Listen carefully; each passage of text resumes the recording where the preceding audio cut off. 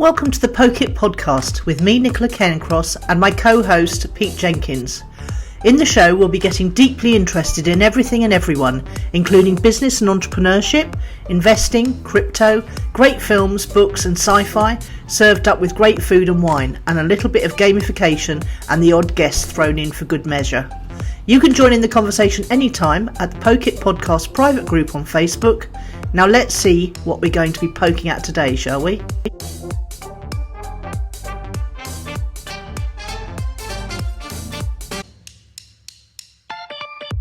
Well, here we are, anyway. Yes, welcome to another week of the Poke It podcast. Well, we've been poking it frantically behind the scenes as usual. Well, I have anyway. That sounds dodgy. Oh my God, it just infuriates me when software doesn't update their instruction pages and what they say you should look at and see and press. It just is different. It just drives me crazy. So, Pete, anyway, while I compose myself, why don't you admire our logo on the screen there? The PokeItPodcast.com. Yes, it's an overlay, a transparent overlay. And I've got a grey one and a white one. Hang on. I wasn't sure what you'd be wearing. So tell us about your week then. My week, God, it was quite a lot in the last week. Podcast relevance. I went to a recording of the podcast "No Such Thing as a Fish" as part of the London Podcast Festival. Oh, that was a lot of fun watching that, seeing how they do it, and I felt really socially distanced as well. So it was in a theatre, but every other row was empty, and there were gaps sideways between all the people who were there. And being the sort of audience that goes to see something like "No Such Thing as a Fish," which is a bit like QI, everyone was wearing their masks the whole time. So. And then, because we were really late, because we came from the pub, we were in the very rear row. And but what that meant was, when we left, they let you out row by row. So we were escorted out first. It was very easy. Oh, very good. I like that. What else did I do? On Saturday, went for a really nice long walk on West Wittering Beach, which is very sandy. It was cold, but windy. But it was a bit like being in a sandstorm some of the time. I can imagine. It's the only sandy beach along the south coast, isn't it? Up till you get to Bournemouth. It's one of the few, yes. Yeah. It's really nice there. Work-wise, I've been doing quite a lot of consulting on an employee engagement platform, the current client. I enjoyed sharing our podcast on exporting with my liaisons at the Department for International Trade. They got quite excited. Did they? I'm now on the panel in a couple of upcoming webinars for them because they liked how I explained and convinced you that you were an exporter. That was awesome. And I got a phone call from Ray straight away. Or Roy. Yes, he's Roy. He's my liaison with the DIT. He said, who is this Nicola? I need to be in touch with her. Yeah, he didn't mess about. I got an email straight away or a message. I can't remember which. He was fast. He was fast on that. Yeah. I've done all sorts of other things. Yesterday, I helped facilitate a Brighton Chamber of Commerce online debate, the big debate about the rise and fall of the office because of COVID. Yeah. There was about over 100 participants, and I was one of the facilitators for a breakout room and discussion. My group was quite interesting. They like the chaos and the change that's happening. They like working from home, but they miss the buzz of meeting people in person. Yes, that's true. I'm quite happy meeting people on Zoom, but I do enjoy a bit of social. I mean, I've been doing much more socialising in the last month than I have hitherto. Well, I wasn't sure if I'd see you today because when I passed you in the afternoon outside the bar on your birthday, I thought there looks like someone who's going to have a massive hangover. That was only about 3:00. that was Tuesday, Pete. Yeah, it's Thursday. Yeah, Phoebe said, "Do you fancy going for brunch?" And then we said, "Oh, prosecco would be nice." And we kept seeing people going past. It was quite funny. And then we went home about 3:30, and Phoebe said we could just go to the bridge and carry on. And I thought, no, the last time we did that, it wasn't a great idea. And so I said, no, let's go home. And as soon as we got home, I had a little nap, and then straight out again for 6:00. So it was quite a hectic day. But I wasn't going to tell you about my birthday straight away. I see. Well, we'll come back to that. But it was interesting to see, to think about whether you'd be very hungover yesterday. No, I'm very grown up now. Now I'm reaching my twilight years, as they say. Okay. What was the other thing? The last call yesterday was actually I gave the go-ahead for our Hungarian partner to run their country version of our global awards. Wow. So it's just been a bit fairly non-stop in the last week. It's good. That's great fun. What about you, Nicola? Yeah, well, obviously I've had my birthday, which knocked out one day, just because of the I gave myself a day off, and then the next day I gave myself another day off, which is quite unlike me. But I just didn't feel I think it was the change in the weather. It was lovely and sunny on my birthday, which is why we were sitting outside. And then the next day, absolutely threw it down, and that made me feel quite down for a little while. And then I pulled myself together and managed to do some work early evening. So that's the nice thing about working from home, is you can actually work when you feel like it. But we're getting a good reaction to Poke It. We've got some people joining the private Facebook group, which is nice, and we've got some special guests on today, and they are already fans, so they know Fans. Yeah, they know you, yeah. And the other thing is that my client Roger Woodall, who had never heard of a podcast 8 weeks ago, by his own admission, and he'd actually had a year sabbatical from all social media. So he didn't have any following at all personally. Mm-hmm. Launched his website and his first 3 podcast episodes. And the first one was him sort of saying what had happened, during COVID and why he was pivoting and everything. Mm-hmm. And then the second interview was with Barry Hearn. Oh, yeah, the promoter. Yeah. And then the third episode was with, oh, no, it's gone straight out of my head. Also a good name for a podcast, I think. Yeah, it's gone straight out of my head. It's gone straight out of my head. Welcome to another famous rugby player turned entrepreneur. Oh, okay. And no, I'll look it up when we're doing something else. And it went straight into the top 10 of New and Noteworthy. So I'm absolutely thrilled. That's great for him. I like that. He's got a huge following for his festival, which is Born the Sevens. But he was just thrilled. I was thrilled. His mum texted me a screenshot about 11:30 at night one night because she was so excited, and because I know his mum. And it was just a brilliant debut for a new podcast, and it obviously I've reflected glory. Yeah. Because it was great, and he's so thrilled and excited about his course, which will be launched in November. But he'll have a personal website that's gathering people who are interested. He'll have a Facebook page, an official branded Facebook page.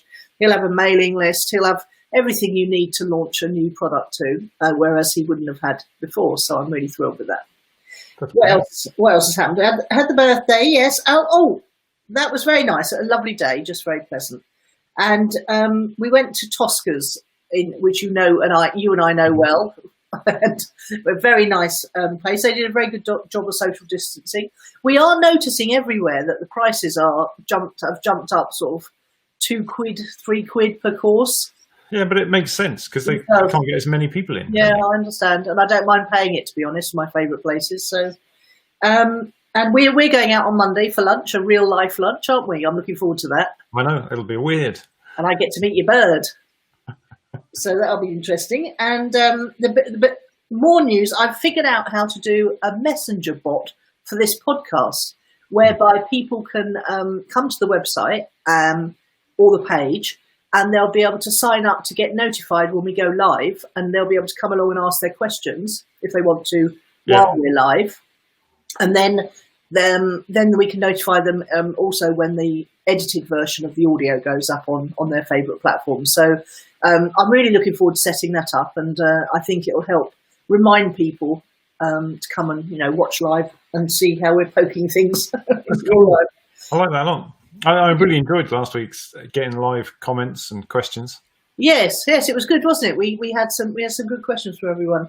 In the Space Alien update, which I've just informed you is going to be a regular feature, yes.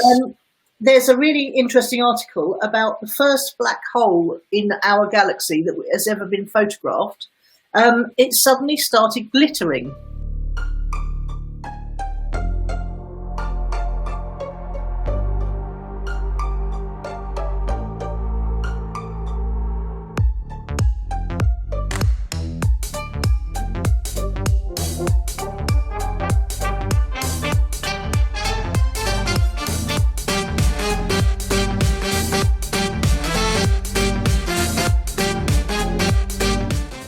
Shall I tell you a bit about our guests?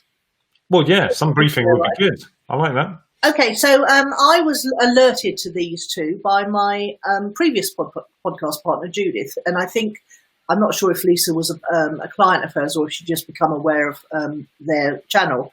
Mm-hmm. And they're both they are business people, entrepreneurs, and they gave up everything. They sold their house and they sold all their stuff. So it was a completely radical, out of the way move for them, and we can ask them why they did it when they come on the show. And they moved on to a narrowboat called Nutshell. Nutshell. Yes, Nutshell. That's a good name.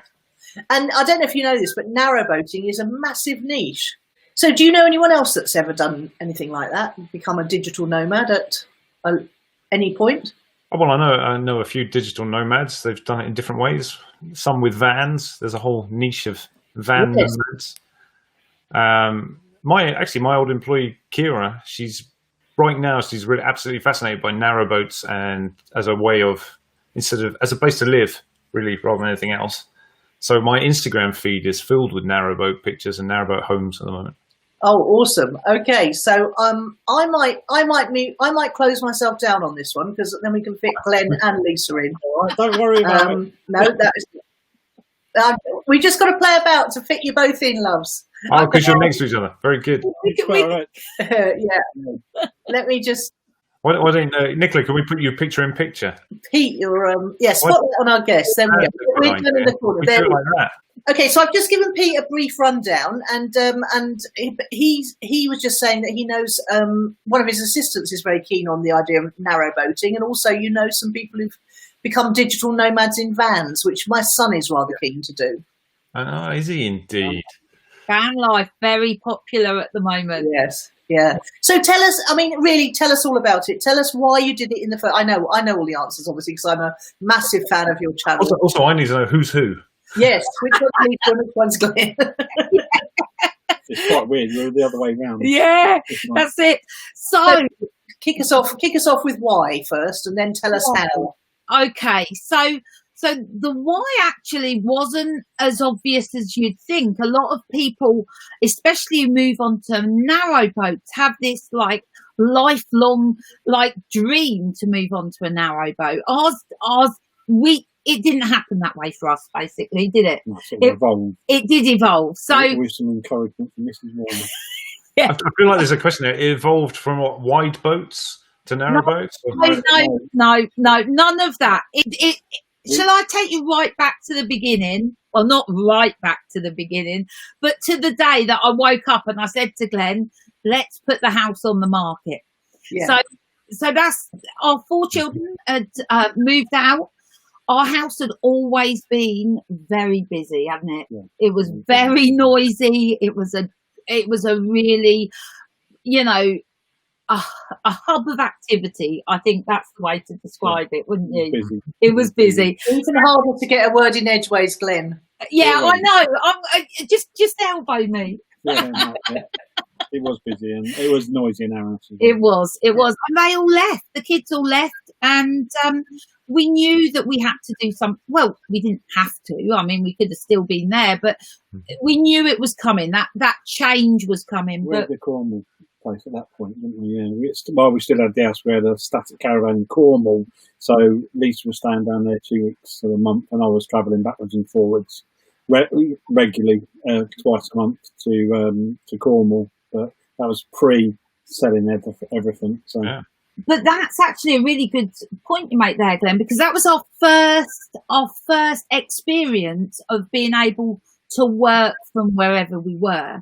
And it made us think differently, didn't it? About, okay, if we're going to run our businesses, how does it work if we're going to be in Cornwall 3 weeks out of the month? So that's actually a really good point. The only bit I struggled with, I was very much my computer came out at 9 o'clock in the morning and got packed away at 5 o'clock. Right.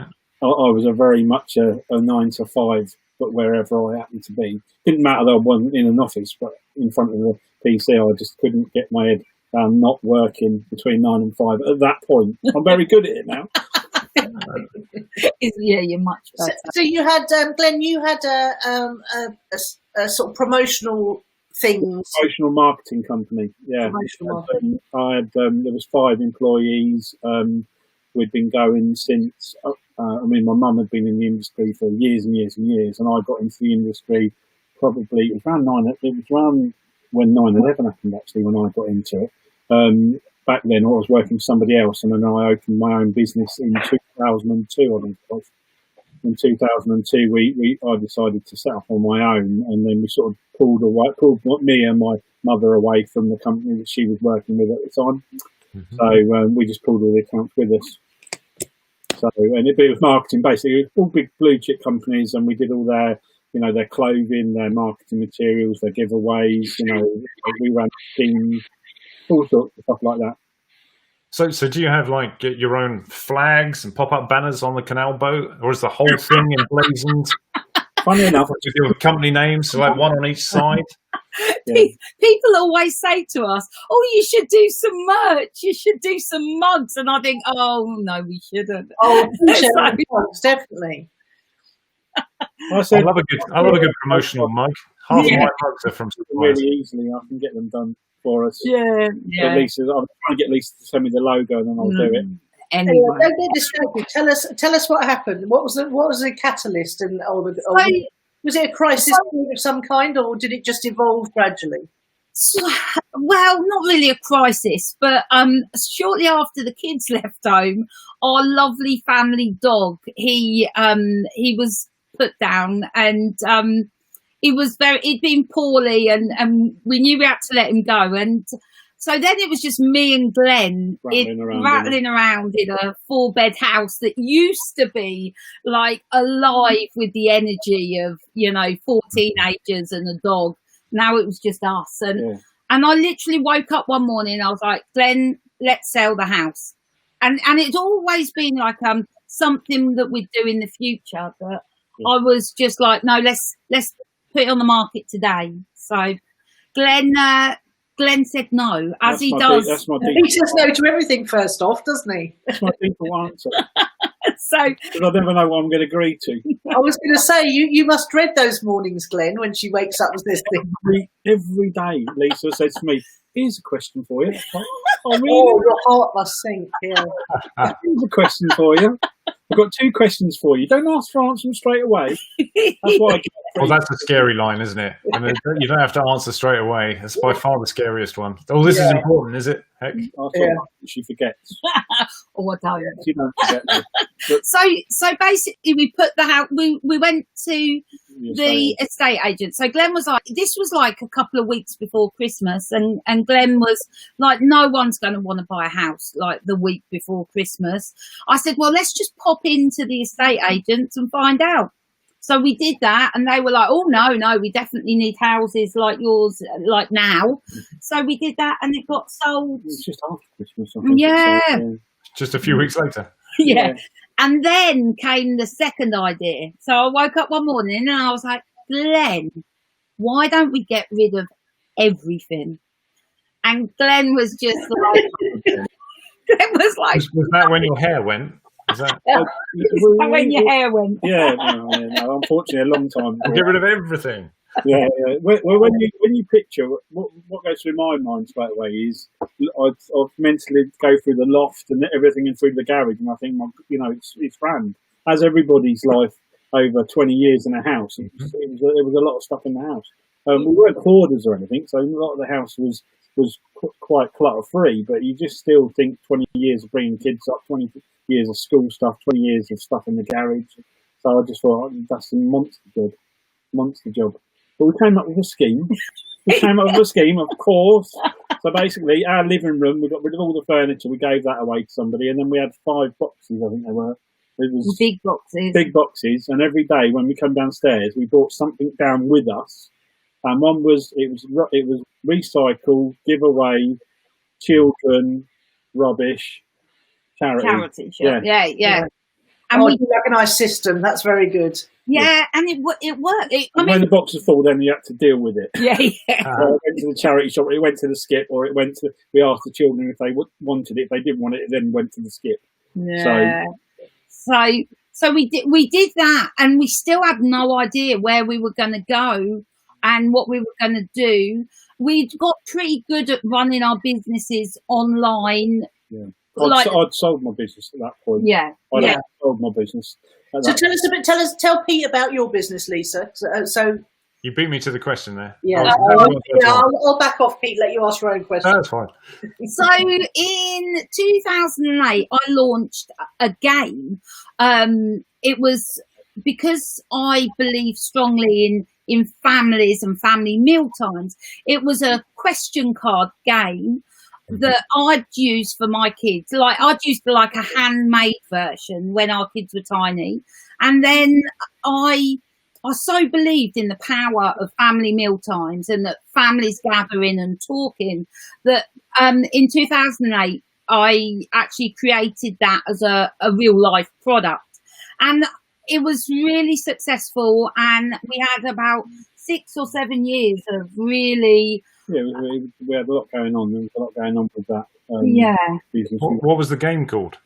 So the company's called Fink, spelled Fink. It stands for Family Interaction Nurtures Kids, but also it's because I say think instead of think all the time, and it's it's about having the confidence to talk rather than worrying about saying words properly. So really simple idea, and so I mean that's still going now, but I worked really hard on it for sort of about 8 years, and then I took a couple of years off while we were sort of working out what we were going to do, and unbelievably orders just kept coming.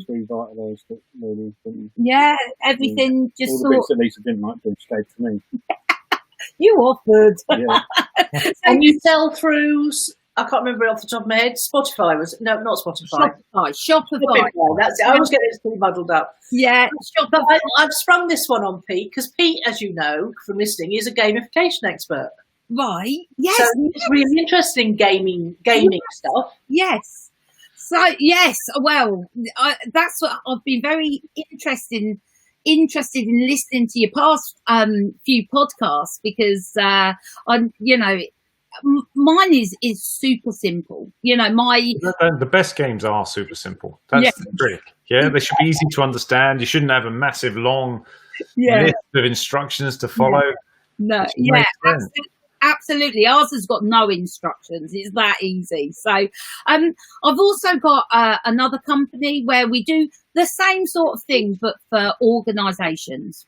We start conversations. That's it. So that's my business, really easy to run online from wherever. Can you give me an example of a question from either pack? Okay, so we've actually got over 70 packs now. So it's the original one. It's quite an easy one. Yeah, from the original one, it would be. If you could open a shop, what would the shop be? Yeah, what would you say? I like that. Yeah, they've got some for kids as well, Pete. You might want to have a look at their range, because Pete's got how old's Lana? 8. 8. The original pack would be. The original pack, but we've got ones to help children develop confidence and to like friendships, and basically we do education and health and social care. So anything right up until from birth, right up to starting end of life conversations. So those very important, end of life questions. Really simple concept. It's just ask a great question that starts a conversation. So, I mean, I want to know what the answer is. Nicola, what shop would you open if you could open any shop? Oh, great question. I think it would have to be a fashion shop. With beautiful clothes for plus size ladies. That's a very good idea. Shall I share with them what you used to tell our children when you when we used to ask that question? Oh, can I guess? A shop selling children? No. So this is like one of the first questions that I wrote, when our children were small, and we used to go around the table when everybody used to answer the question, and Glen always used to say a bra shop. A bra shop. A bra shop. Lingerie. And the kids used to find it hilarious. They just thought it was the funniest thing like ever. So it's like a standing joke in our house of that. So I've got to ask you, because this is something that tickled me for weeks, was because I didn't have any preconceptions about what your channel was about or anything, and it's growing fast, and Lisa's becoming a professional YouTuber, but you kept mentioning The Office. Yeah. And I thought, oh, what is this office they go to? It's not really an office. And that's Glen's domain, isn't it? So tell Pete what the exciting thing you do with storage units and things. Oh, the storage units, yeah, that popped up fairly recently, really. That was just before lockdown, unfortunately. But we've got this office stroke. It's actually a storage unit. It's about 1,000, 1,200 square foot, something like that. And a friend of ours who lives on the marina, we were knocking about some ideas, and he said, I used to buy abandoned storage units years ago. And so we went on a quest to find out what was available in that, and we started buying a few abandoned storage units. We bought, and it's a real learning curve. So it's this stuff that has things in it? Yeah, basically, if you want to compare it to American Storage Wars, but it's nothing like that. I mean, the English version is much more genteel, isn't it?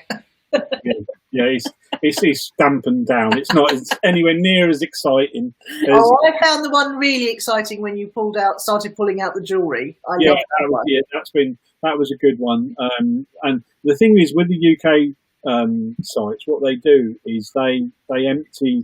A lot of the companies empty the unit and go through the stuff and take pictures of it, and you just think, oh, have you been through the unit and taken the best stuff out? So you always think, oh, you always worry about that. But anyway, this was nicely hidden in a drawer, and no one had found it. So it was a nice little bonus find, and we made our money back just from the gold, really, on that unit. And there's been lots of bad ones where we've just ended up throwing someone else's rubbish away.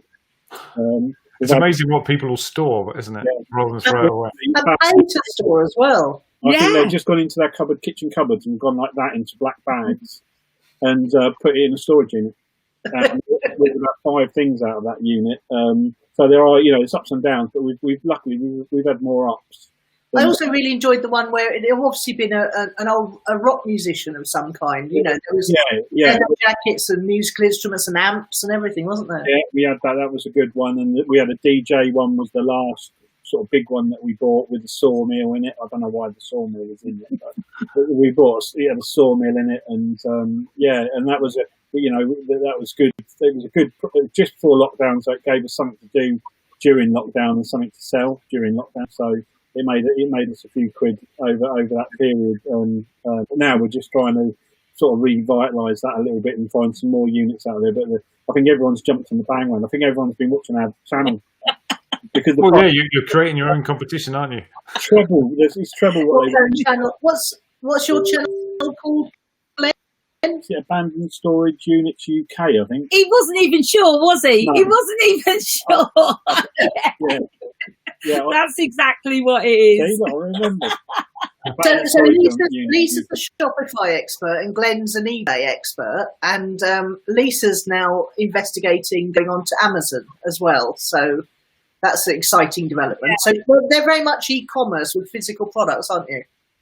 Yeah, that's an interesting one, because I teach at university, and sometimes some of my students are doing some work while they're at university, and a couple over the past few years have been trading and selling things through Amazon and making quite a lot of money. Amazon affiliate, basically, or actually one of them even was commissioning his own products in China and listing them on Amazon. So what are you selling through Shopify and about to do through Amazon? So I'm doing. So what I'm doing is the conversation cards that I've already got. I've got a couple of ideas for some new brands that I'm gonna go through that process. But Glen's also, when he sold his company before we bought the boat, or actually after we bought the boat, Glen was doing quite a lot on Amazon and eBay as well. Yeah, I worked for the police for 15 years, and there was a little niche for selling emergency service branded stuff. So pens with ambulance on, bags with ambulance on, they used to use them for work and various things like that. So I started selling those on eBay and Amazon, and I built up a little business doing that. The only thing, it got quite time consuming, so I actually sold it to one of our children. So is it still in action today? Yeah. So they're still doing it, but they're doing it. One of our children wanted something else to do, so she said, "Oh, I'll buy it off of you." So bought stroke game. You never see those repayments again, do you? No. It all sounds good when you do it, and then it sort of peters off. 0% return on investment on my investments. I tell you. I think it cost me for her to sell it. No. Yeah, I can imagine that. Yeah, she keeps it going, and it gave me a good in because I know how eBay and Amazon work. So it meant when we did the abandoned storage units, it gave us a great. We knew where to get. And Facebook's been another one that's been excellent. Marketplace on Facebook for local big items that you don't want to sell on eBay has been brilliant for. Of course, you can deliver and people can collect, can't they? Yeah. And another. You deliver by Narrowboat. No, I deliver weeks. I deliver by borrow van. Borrow van off my sister generally. I think this is a great way to learn how to sell stuff, because you're buying random stuff. You don't know what it's going to be. Yeah. And to sell stuff well, you have to kind of become an expert on everything. So whenever you open a box, you're learning about a whole bunch of new products. Yeah. And the other thing it's allowed me to do is another small niche, which I'm going to put it out there, and everyone's going to do it. But basically, if you can buy off Facebook collection only and sell on eBay and double your money. Yeah, there's a few people who do that, but it's a great, you're helping people at both sides. So I think it's I've done a few bits of that. Where we bikes, we bought a bike for £50 and then sold it for £150 on eBay. It's because you've got a bigger market. It's a bigger market than Facebook local because it's collection only. People don't want to travel, so it's a good little. They're just good money spinners. Glen's happy if he wakes up one morning and he is buying something and then sells it the next day and he's made money. It just reminds him, I think, when I met Glen, he was very much a sort of Del Boy sort of buying and selling. And it's the return to that. And now he's got the time to sort of dabble in that. It's not that's not serious business. We know it's not like a. Have you two ever done your wealth dynamics personality tests? I did mine ages ago, and I think creator, got to be creator. Was there a supporter? Is there a supporter? Yeah, there is. Well, the creator star supporter. That's the top right hand side, and then it comes down to the trader. And Glen's obviously a trader. He just loves the buying and selling thing. I was quite sad when I did mine. I didn't want to be a supporter. I wanted to be a star. Yeah, I know. We all want to be stars, but some of us. I'm a creator star, but much more of a creator with quite a bit of mechanic, which is where the poking it on the software front comes from. Not very well, Pete would say. I'm always doing it in the last minute as we're about to go live. Yes. The thing I love about this is, well, Gary Vee talks about it as well. Anyone can go, we all used to be self-employed and all these people who are losing their jobs through COVID-19 and everything. I was listening to someone on the radio. It's tragic. They could just start doing this, couldn't they, Glen? They could start getting stuff on. They have. They're buying all the units and trebling the prices. They've started doing it. It is, and it is a good. That's why I'm not. People say to me, don't put it on YouTube because people don't know what you're doing. I thought, you know what? It's let everyone have a crack. No, abundance is the way forward. Because 90% of people won't do it because that's why I don't do it. It's because it's hard work. Phoebe's fantastic. It's time consuming. And it's physical. It's physical. You've got to go into it. You've got to go through it. You've got to get rid of the rubbish. You've got to get rid of. There is a lot of work involved in doing it, and we try and turn it around really quickly, so we're not sitting on stuff for months and months and months, really. Yeah. But there's always something, and I think the life on the boat has given us that I don't have to commit to earning thousands of pounds a day anymore. I can survive on a decent, a decent income or a reasonable income rather than having to work my socks off all the time. So it's a cheaper lifestyle that enables you to actually work on something you're more passionate on. Yeah, definitely. I wouldn't, I wouldn't have had time. My job was my life pretty much. The company was my life, so it took all my time. It took all my time. So now I split between doing stuff on the boat, doing stuff at the office unit, buying unit. We don't do it every week. We don't do it every month. It's just as and when it comes up. But it keeps us all going, really. Keeps all going. Now, I'm interested to know, do you move around, or are you a static site? At the moment, we're static. We're in the marina. We have moved in the last year. We were in Northampton, and we've now moved to Milton Keynes, and we do go out quite a lot in the boat. But we are. Well, are we allowed to say? Yeah, go on. Yeah. So next, it's an exclusive for Pocket. Next year, we are going to go continual cruising for a minimum of 6 months. Wow. So all around the waterways, Pete, not in the oceans. Yeah, no. Lisa's scared of rivers. Yeah, I don't need that sort of beer in life. Enough time. All around the waterways. I like that. Do you know what? My most peaceful holiday ever was a week's narrowboating on the Norfolk Broads. And it was peaceful because the internet connection was so poor. I just had to give up on working. So how do you cope? How do you do that? How do you manage your jobs while you're moving? We're lucky enough on the canal network. Obviously, a lot of the time you're either running alongside a railway or you're going through cities and villages and towns. So you're never that far away. There are only a few places where, and there's always a cafe or at least a pub. There's always a pub on the canal network with internet. So a couple of times it's been an issue for Lisa downloading videos. There's a place just up the road called Stoke Bruin, and Lisa one morning was wandering around with her laptop trying to get a good signal to upload the week's video. Yeah. Oh my god, I couldn't handle it. I'd have like satellite broadband on the roof. Yeah. We do have a lot of options for internet here, so we have like several different ways to get internet, different gadgets.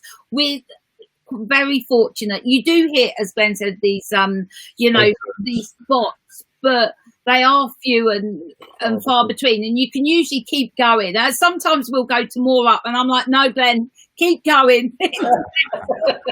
I can see it now. But the pub's really nice. Yeah. Unless it's got Wi-Fi, Glenn, keep going. Yes. And a lot of the canal network is fairly urban as well, so you can stop in town centre and get brilliant internet. So no problem. So it's very rarely a problem, internet. And loads of people work from their boats. Lots of people. Lots and lots. So do you have a nice office set up?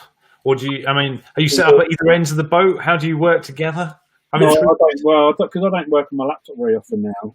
Lisa has this area that we're sitting in now. She commandeers this area. Yeah. And I I'll put a little table up by the sofa, or basically that would be mine. Or I'll be at the storage unit / office. But when we're out next year, it'll have to be basically from here. But I try not. A lot of the stuff now I do now is on my phone. So, literally my phone can do anything my laptop can do. So I tend to use my phone for listing and on eBay now. I don't bother doing that old photograph upload onto the computer. I'll just do it straight from the phone, done straight away. Much easier. That's cool. It's getting easier, isn't it? All the time to do everything you need from a phone. Yeah. Not me. I've got too much tech. I've got I've got my bag and I pull it onto the table, unpack all my tech, and then I'm set. So yeah. I had an interesting conversation with someone a couple of years ago. Who I was telling them what we did and how we lived, and they said, "Oh, I'd love to do that." I mean, anybody can do it. Anybody can do it. I had this massive conversation. Well, why don't you do it? I couldn't do it. I've got this. I've got that. I do need to do this. I said, it doesn't matter. You can still adjust your life to work from anywhere, from a boat. You can. You just readdress what you're spending and what you're spending it on, and prioritise it. So, see, the only thing that's put me off that lifestyle really is I know just how cold water gets in the winter. Do you know what? I lit the fire this morning. I'm sweating. Lisa's had all the doors open, the windows open. It is so efficient. Those log burning stoves, I had one in Greece, and it heated the whole house from top to bottom. They are so efficient. So is the water steaming around your boat at the moment? Yeah, it is like that. It is like that. We have got central heating, and when you run each day, you've got the engine heat. But the stove, pretty much, it runs our whole boat. It's 70 foot long, and obviously it doesn't make it right down to the bottom. But the bottom of the boat, end of the boat, is the engine room anyway, so it doesn't really matter. The main room is the living room, kitchen, bedroom, and the bathroom, and that suffices. It does take some management. It's not like living in a property where you just press a button and it's sorted. To keep the fire going through the night when it's winter and it's really cold does take some skill. Is that skill, Glen? Go and put more wood in it. Yeah. Glen does all fixes everything. I mean, if you've got to watch some of these episodes, Pete, you never know what's going to happen. But Glen, I love it when Glen has to get all the floorboards up, and get the skirting off, and start grubbing about in the engine. It's fantastic. Yeah. Yeah. It's, I think it makes a big difference, and that is a big difference because boats generally can be quite dear to keep and maintain and run.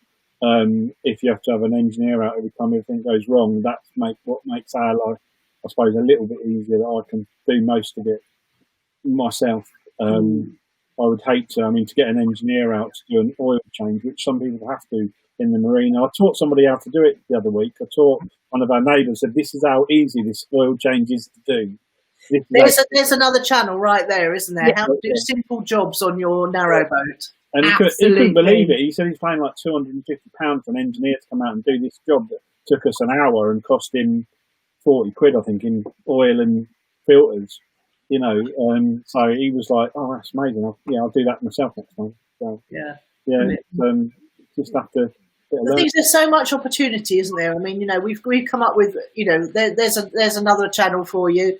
I mean, you could, there's so many things one can do. It always astonishes me when people say they're bored, or when people say, "Oh, I don't know what to do." It's just, what's wrong with you?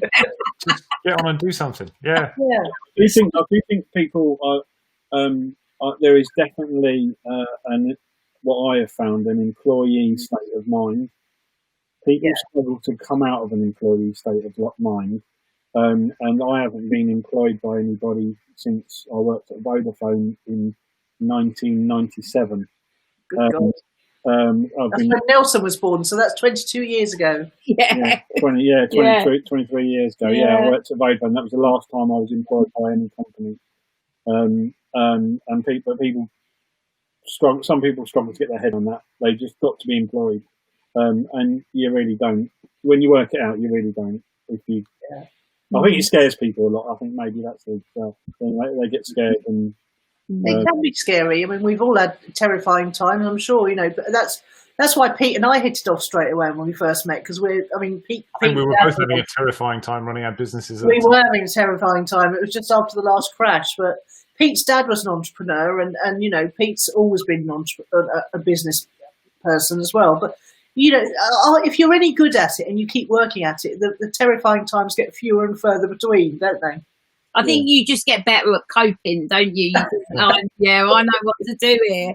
Yeah. And you're more, you don't get so stuck in those terrifying times, because you can find a way out. But I do think this has definitely been a great move for us. And I'm not saying we'll stay on a narrowboat forever, but for now, it gives us a great way of life with lots of freedom.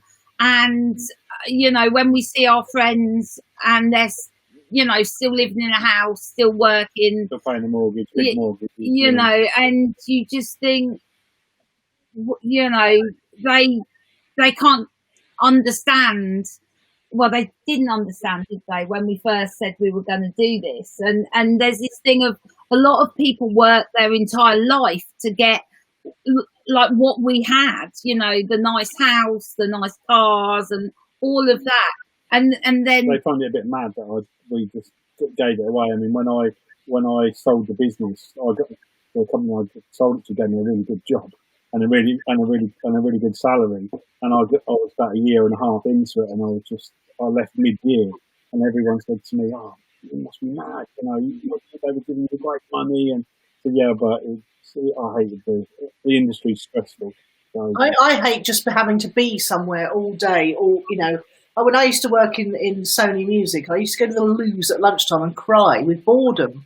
And just the fact that I wasn't allowed to leave till 5 o'clock or 5:30, it was horrendous. It's like prison. I don't think we could go back. You know, I don't think that. I just think we'd make terrible employees. Yeah. It'd be awful. Yeah. So, I mean, Pete, Lisa's now getting. I mean, you went from when it took a while to get to 1,000 subscribers, doesn't it? But they're growing fast now, aren't they? And just starting to make money from the ads, and you know, so that'll be another stream of income. And I think that's what it's all about, isn't it? Multiple streams of income, so you're not so dependent on one thing. And we're really going to be interested next year when we go out travelling on the cut, how the subscribers go. Because people like seeing the Canal Network in the UK. It's from all over the world. It's really popular at the moment. So we put our own spin on it, obviously. Yeah, there's quite a few narrowboat YouTubers. I'm getting sucked into the whole narrowboat world. Now I've started watching your friends as well. There's a lot of great channels. And what's wonderful is that it's everybody's different take on it. So everybody's channel's got completely different personality, and I think that's absolutely great. So it'll be interesting to see, because ours at the moment is a lot of lifestyle as well as it's our life living on a narrowboat, but it's not all narrowboats. So our audience, our community, they are really, you know, they love watching and we love them watching, and it's just a great community. But it'll be interesting to see how that evolves next year. Yeah. Cool. Any more questions for the guys, Pete? Oh, too many. We'll have to have you back again when you're out cruising about. There's so many things. I want a tour of the boat. I want to see what's in the next storage unit. Yeah. No, it's completely addictive. I mean, it really is. I go and get a coffee on a Sunday morning and I take it back to bed and I sit and watch, you know, and Lisa, I'm trying to persuade Lisa, they premiere at, was it 9 o'clock or something stupid? 7 o'clock. Why she ever did that, I've got no idea. No, it's madness. We premiere at lunchtime to give you plenty of time. Much more civilized. But a lot of people in America actually stay up and watch. No. Like, they're like they watch us before they go to bed. Oh my God! So tell us about your community then. What's the most obscure country that you've got viewers in?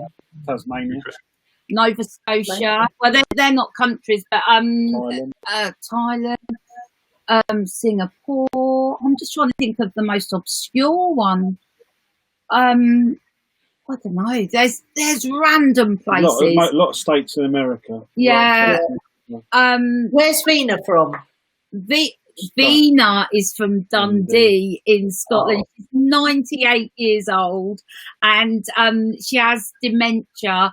And they watch us on her grandson watches us on the big TV on a Sunday, and Vina chats away to Glen. So hello to Vina. So 98, bless her. Yeah, that's very sweet. Yeah, so lovely people though that watch our channel.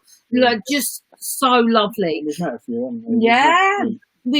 Yeah, and I love meeting people. So for me, it's like a great way to make.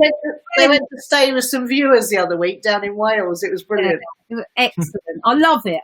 It's one of my favourite things about having a YouTube channel, that and the fact that we're building up this. It's like it's like a diary. It's like a scrapbook. That's what it originally was for. I love that. When you're Vina's age, you'll be able to sit and watch your own videos. Yeah, and our grandchildren as well. You see, our grandchildren, they love it, and and especially the older grandchildren who are like 9 and 8. They think we're so cool. They think we're the coolest because we're YouTubers. You know what? That was my final question, I think, was, have you told the 4 kids where you've moved to? Was that one of the reasons you went to the Narrowboat? Yeah, they can't come back. That's the thing. They can't come back. They're welcome to come and visit. So, no. Because you've got a 2-bedroom narrowboat, haven't you? You've got a spare bedroom. We can actually sleep 6 here. This, where we're sitting now, this converts to a double, and Glen built another bedroom. So our engine room was really long. It's unusual for a narrowboat, but Glen built another bedroom so when the grandkids can come and stay. So they love it. They absolutely love us, you know, living on a boat, and yeah, they just love it. Awesome. Well, thank you so much for being our first guest. So it's been, I knew that there'd be a lot that we'd find interesting and be able to poke at. So what do you think, Pete? That's great. I'm sitting here right now. I'm about 15 foot from the river, but I'm in a building, and I'm like, I should be over there. Yeah, it's completely different. Seeing life from on the water is such a different perspective from just being next to the water. It's much more connected to nature, are you? Yeah, absolutely. Absolutely. Not so much in the marina, but well, yeah, you do in the marina. We get a lot of herons, we get a lot of swans and ducks coming around. Yeah. All the time. Those swans, they gave you a hard time for a while, didn't they, Glen? Yeah, Swans, yeah. They're still knocking about with seven children. The pair of them. Brilliant. Thank you so much for joining us, and we really appreciate it. And you know, we'll put a link to your channel underneath our videos on YouTube. So absolutely, that's a great idea. Thank you for having us. You're welcome. Awesome couple, aren't they? Dick, as if we knew what we're doing. So you've been watching their podcast, have you? I'm completely obsessed with their channel. Yeah, absolutely. That's very good. No, but what a lifestyle, and how brave to do it. Is that what you call? Is that what you call the survivalist videos you've been watching? Is it really just life on a narrowboat? No. I've watched. There's this chap called. In fact, no, he would never do an interview, but he's called My Self-Reliance is his channel, and he's just built himself a log cabin in the Canadian woods from scratch with hand tools, and he's taken it from something very basic into something very lovely, and he's got a dog called Callie who's a golden retriever, so it's got everything going for it. It's got scenery, it's got woodwork, it's got dog, it's got hunting, shooting and fishing, which I really enjoy watching, you know, canoeing. I don't know why. When lockdown happened, I just became really obsessed with the survivalist thing. I mean, give me an axe and a hunting knife. I think I probably could survive for a little while in the wild now.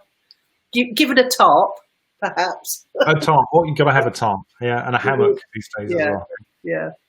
So I think we should surprise each other with guests. What do you think? Because you didn't know anything about Lisa and Glen before. You're right, and I like that idea. Yeah. So you can just bring on guests, and I find everyone interesting. So I'll be good to ask questions. All right, we'll do that. Yeah, that's a great idea. Perhaps every second or third episode we'll have a guest. Do you know what? I'd like to meet your. Is it your nephew, the one who's YouTubing? Oh, Wisp. I'd love to hear about that. Okay, all right. Well, I'll get him. I'll ask him if he'll come on. He's incredibly shy, but he has started doing more stuff. But he's just gone to university in Falmer. He's on the Falmer campus, I think, doing filmmaking. But word's got around he's a successful YouTuber, so everyone wants to talk to him, which is great because it's making him not have to go and talk to people, which is really cool. That's cool. Yeah, hey, look, I'm aware of the time. Yeah. What are you up to for the next week? Well, or so? What am I up to? I'm going to set up my next 5-day challenge, which is on the 15th of November, and I'm going to. I'm also going to set up our messenger bot before next week. And how's the current 5-day challenge going? Oh, it was a little bit of a damp squib, unfortunately, because you struggled with Facebook, didn't you? I did struggle with Facebook then, and halfway through the challenge, they turned the videos off, and that was just a glitch. It wasn't anything personal, although I took it personally at the time. But no, it's so it's just plodding along as normal. Really, got Nelson's birthday, my son's birthday this week, so. Oh, okay, you got a busy. Yeah, and then that's the last of the birthdays for the year. So, what about yourself? Well, I finally emailed out my monthly newsletter, which told all my contacts about this podcast. So I'm looking forward to watching the subscriber numbers tick up. Explode, Pete. We're looking for them to explode. Yeah, okay, explode. That's good. Not tick up, but tick like a bomb. Tick. Yeah. Tick. Right. I see what you're saying. Yes. Yeah. Before next we meet, I've got to deliver 3 workshops and a webinar before next week. Good God. And I've only written one of them so far, so I better do some work on that. And I'm really looking forward to. I'm setting up a gamified psychometric assessment tool for my students at university. So they're all going to play that next week, and we'll use the results to form them into high-performing teams. Oh, nice. Yeah, so their first week of the course, they're going to experience some gamification that's actually used in the corporate world. Coca-Cola uses this particular software for some of their recruitment. Okay. Well, do you know what sort of model it follows? I mean, what sort of psychometric testing kind of model it follows? This one was built for a project with IBM originally. So it was more high-performing teams. So what they did was a more data-based approach. You would, as a company, you would submit your 100 best performers. Mm-hmm. They play the game, and they get those results. And then when they're recruiting someone new, you play, and if it's a good fit for that. Okay. There's more to it than that, but yeah. I find this stuff really interesting because I've really been helped myself in knowing myself better and know where I work best and when I'm in my flow and all that stuff. Do you know what? I'm intrigued, right? If you tell the people that they put them into teams because they've each got different strengths, will they value that team more and put more effort into it? Because students are really difficult in teams. Yeah. And I'm thinking that might work whether or not that we even use the results. Yeah, there was a really good book I read once about people working in teams in corporate life. It was called Great Boss, Dead Boss. Great Boss, Dead Boss. Strange title, but actually the first few pages were. It was a story. It was delivering information in the form of a story. I think it was an allegory or something. I don't know. Mm-hmm. But the first few pages were a bit odd too. But it really got into how tribal people are and how tribes can go across departments, but also you're a tribe in your department against the other departments, and how that dynamics all works. So I'd really recommend it. That's cool. I've read a marketing book about tribes. I'm trying to remember, was it Seth Godin? Yeah. There was. I think it's Seth Godin wrote Tribes. But yeah, that's worth reading as well. But this Great Boss, Dead Boss was recommended to me by a very clever guy, and I enjoyed it enormously. That's cool. And finally, I mean, the most important thing I'm looking forward to in the next few days is meeting you for a nice lunch. Oh, that's going to be great. We haven't done that since before COVID. Yeah. Our lunches were regular and very enjoyable, and I'm going to meet Jess too, so I'm looking forward to that. Cool. All right. Well, I'll see you next week then. Yeah. See you next week. Yeah. Bye, everyone. Bye, everyone. You're listening to the Pocket Podcast with Pete Jenkins and Nicola Cairncross. You can find me at gamificationplus.uk and Nicola at clicksandleads.com.